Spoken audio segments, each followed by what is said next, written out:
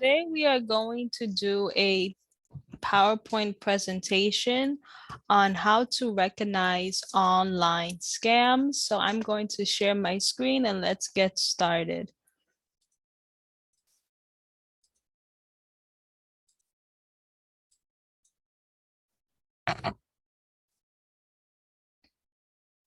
Okay. So the American Journal of Public Health estimates that about 5% of the older adult population has suffered from some sort of scam that has occurred online.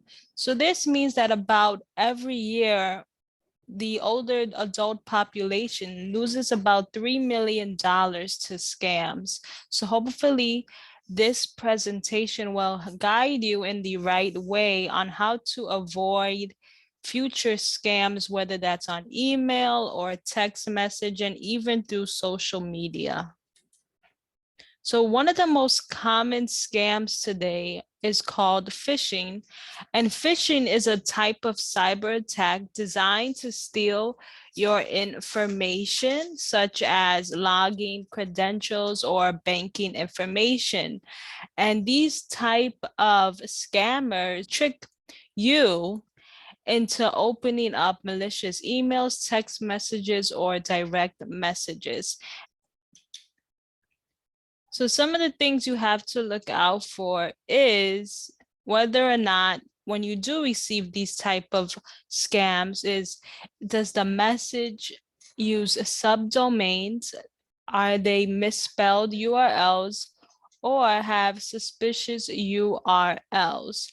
So before you click on anything, and if you see that they do have suspicious links in these messages, those can actually be leading towards a virus. So if you do not recognize who sent you a message or the message is suspicious, never click on those direct links because they can maybe damage your computer and your smartphone or tablet.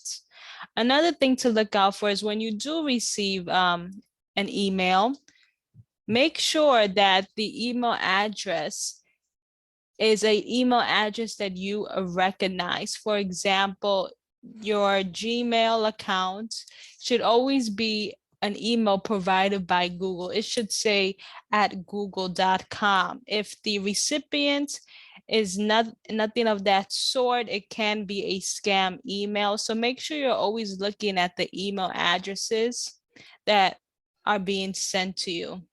Also, if the message is written to invoke fear or sense of urgency, this can be a common scare tactic for scams. So if they're asking you to click here and you have 10 hours to access your account again, that is a tactic for a typical scam.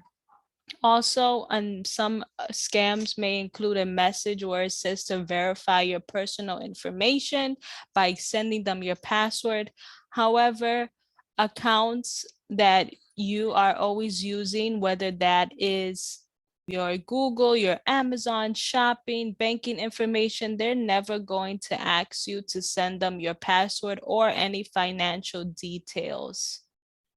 And lastly, make sure that when you are reading a message, they do not have any spelling or grammatical errors in that message. This is also a common way that it can be a scam because they did not go over their spelling mistakes. So here we have a picture of an email scam that someone received on their Gmail account. And this is a typical phishing email. It looks like a legitimate source sent it to them. But if we look closely, you can actually see that it is a scam. So where I have the red circle on the screen, that is the email address that the person received. And you can see that it is a jumble of letters and not an official email address. It says this long email address at gmail.com. However, if the official Google team was sending you an email, they should always be ending with at google.com, not at gmail.com.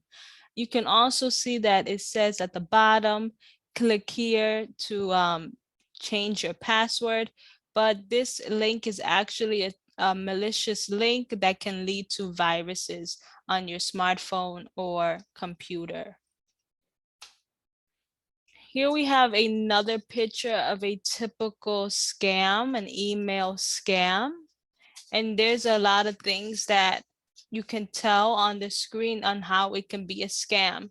So if we look at the top left-hand corner, you can see that this is an email from someone called info@foodstampnews.com.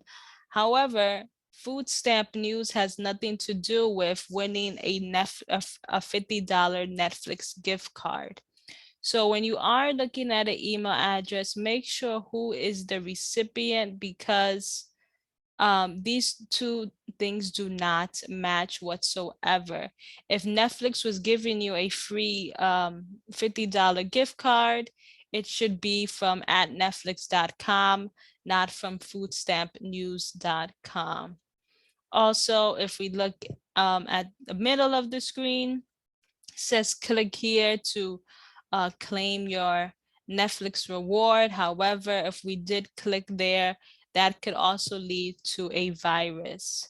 So make sure you never click on any of those big buttons that say click here, because it's another scam tactic. Lastly, we have actually a text message. So this is a text message that someone received, and it says that it was from Wells Fargo Bank, that their account has been temporarily locked, and to please log in at this link to secure your account. Banks will never text you to confirm any details or to provide any passwords or financial details. They will never send you any text messages of this sort to click on any links. What you can do is, if you are suspicious, you can always directly call the bank yourself and make sure whether or not your account was locked, but do not ever click on the links because they can lead to viruses. Instead, you can go on one of your trusted internet browsers, search for your bank's official phone number, and call them yourself to make sure whether or not this text message was truly from them. So we went over email scams and some text message scams, but another common scam that's actually happening is a shopping scam. So scammers use the latest technology to set up fake retailer websites that look genuine online retail stores. Many of these websites offer luxury items such as popular brands of clothing, jewelry, and electronics at a very low price. So if you are on a shopping website, beware of those prices. If it's too good to be true, then maybe you shouldn't purchase from that website. So let's look at some common scams. So when you are on a website and if a product is advertised to be at an unbelievably low price, that is a key type of scam, because they want you to buy this product because it's so low, but actually the product may not even exist or even come to your household once you purchase it. Another scam is you cannot pay by debit or credit card. Usually they'll ask you to pay by bank transfer, which you should never do online. Always pay by debit, credit card, and PayPal if that is an option as well.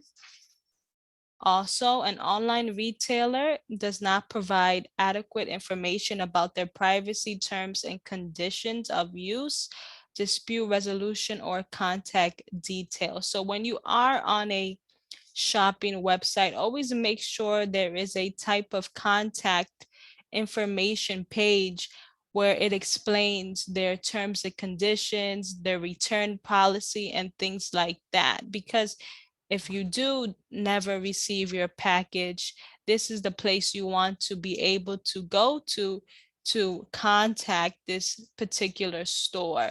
So if they do not have a page on their website, this is a good indicator it's a shopping scam. And lastly, if you see extra words in the URL like deals, sales, or super discounts, it's a good chance the website is a scam. Websites shouldn't say um, AmazonDeals.com or AmazonSuperDiscounts.com. It should just be the company's name. And also thing that you should always look for when you are on a website are these two things that are circled in red, which is for security purposes. Even though a website could have these two things, doesn't mean essentially it is a secure website, but it is a good step in the right direction. So let's go over them. If we look at the left circle that has the padlock, this is just a good way to indicate that the website is secure and encrypted. So if you are putting banking information or passwords on a website, this can mean that the information that you are sending to that website is secure and will not be duplicated or stolen. The same rules apply with the HTTPS. This is another way to show that a website and URL is secure. However, even though a website may have these two things, it does not essentially mean it is 100% secure, but it is a good pro. So this is a typical picture of a shopping scam. So if we look at the website, there are some things that are wrong, right? So if we look at the top of the screen where the URL is, I'm going to circle a red circle. You can see that in the URL link, it says HTTP, not HTTPS. So this is one way that a website is already not off to a good start, because like I said, it means it is not secure, does not have the HTTPS. Another common scam is if we look at the bottom of the screen, the price dropped very significantly from $767 to $267. So once again, if it's too good to be true and they're selling it at such a low price, beware of that. And finally, if we look under the prices, we can see it says pay by bank transfer for a further 10% off. You should never wire or bank transfer on online. It should always be done by credit card, debit card, or a PayPal method. Bank transfer is not secure. So those three things, you see that next time you are shopping online, it can mean that it is a scam website. Lastly, another scam that also occurs is tech support scams. So if you receive a phone call, email, or pop-up warning indicating that your computer is infected, this can be a tech support scam.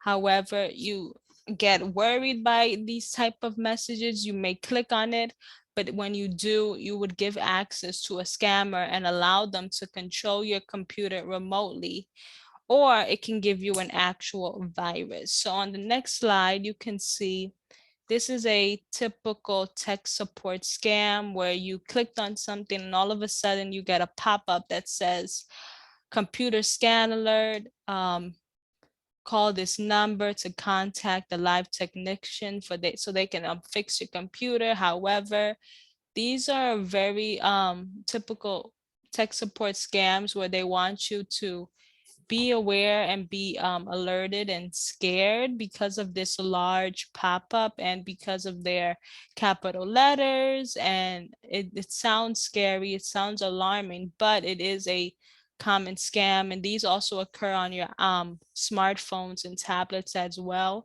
You can get these type of pop-up warnings, but what you should always do is just click on the X icon on the right-hand corner where I circled to immediately leave this section of the computer and no longer have this pop up for you. And lastly, these are some tips that I have of how to protect yourself from common scams. So one of the most important tips is do not share your password with others. You should write them down in a book somewhere that you always keep safe, maybe in your phone somewhere, but do not share it with others. Do not send it to your email or to any other person in email. And when you do choose passwords, make sure they are difficult and update them regularly. So if you have an Amazon account, you have another shopping account that you use, you have a banking account, you have an email account, make sure these are all different passwords that do not include the same letters or numbers. Third, always avoid using public computers or Wi-Fi to hotspots to access online banking or provide personal information, because when you are in public and you're using public Wi-Fi, you do not know who else is on that public Wi-Fi, and they can try to access your information and duplicate your information or any of those things. So always just wait until you are home to use your own personal Wi-Fi if you do want to access anything involving financial details or your personal information. And lastly, if you do receive an email scam or a text message scam from a banking account or anything like a package was missing, any of that sort, always go to the internet and find the company's official site and contact them directly. You can always go on Google and put in the website or company's name and put either contact information or official phone number, any of that, to find the number that you are looking for, but never click on any of these links or call any numbers that you get in an email or a text message. Instead, go to the internet first, try to find the phone number yourself, or whether or not maybe you have received the mail in the past and they had the phone number. That is a good way to find the company's official website and official phone number to contact them directly. So next time, try to follow these steps while you are browsing on the internet. So hopefully you can avoid encountering with any of these online scams.